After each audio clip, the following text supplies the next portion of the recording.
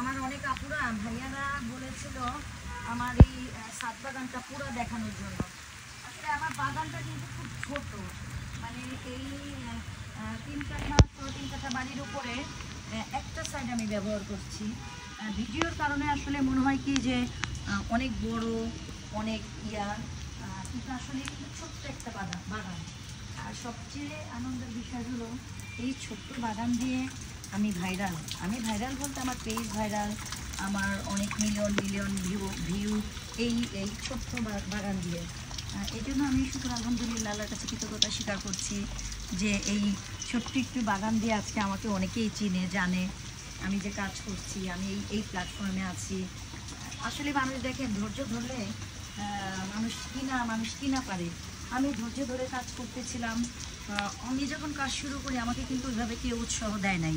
আমি নিজে থেকে এই কাজগুলি শুরু করি, নিজে একটু অন্যের সহযোগিতা নিয়ে ভিডিও করে আজকে আমি মোটামুটি কিছু হয়তো লোক আমাকে চিনে শুধু এই ছোট্ট বাগানের দৌলতে।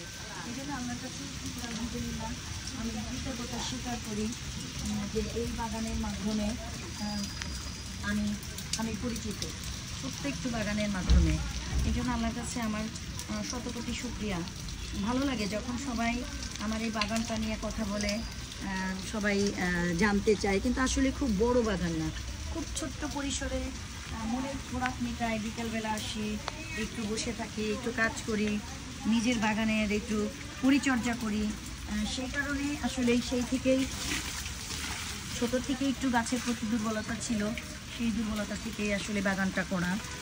এই বাগানের মাধ্যমে আমি অনেকটা পরিচিতি লাভ করেছি, অনেকেই আমাকে চিনে জানে। এই যে দেখেন, এই যে আমার এই যে পেয়ারা গাছটা, এটা 5-6 বছর হয়ে গেছে আমার এই গাছটার বয়স। এখন পেয়ারাটা একটু কম ধরতেছে। এটা নতুন করে আবার গাছের সব কেটে দিয়ে আবার নতুন করে কিছু পেয়ারা আসছে, কিন্তু আসলে এটা শেষ পর্যন্ত রাখা যাবে না, এটা কেটে ফেলতে হবে। কারণ ওইভাবে আর গ্রামে তো আসলে 5-7 বছরের উপরে হয় না, কেটে ফেলে হয়তো বা শামীম ভাই এবং আমার ওই যে কৃষক আমার প্রাণ ভাইয়ের পরামর্শ নিয়ে এখানে আমি নতুন করে আবার এটা কি করা যায় সেটা পরামর্শ নিব, এবং আমি আমার সেই পরামর্শ অনুযায়ী আমি কাজ করব। তারপর দেখা যাক বাকিটা আল্লাহ ভরসা। যদি রিজিকে লেখা থাকে কিংবা আমার ভাগ্যে যদি ভালো কিছু পেয়ারা থাকে তাহলে সেটা খাবো ইনশাআল্লাহ, আল্লাহ যদি তৌফিক দান করে। এই যে আমার মা, এটাও কিন্তু নতুন করে আবার ড্রাগন ফল আসছে। প্রথমে ভেবেছিলাম এই ফলটা টেস্ট না এই গাছেরটা, কিন্তু পরে আবার দেখলাম যে না, ঠিক আছে, টেস্ট ঠিক আছে, সমস্যা নেই,